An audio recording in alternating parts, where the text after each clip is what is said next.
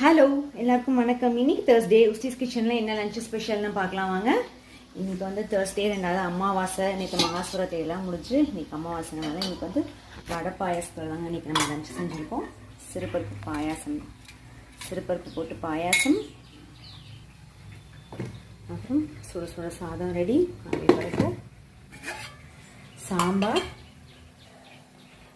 புடலங்காய் போட்டு புடலங்காய் சாம்பார், ரசம்,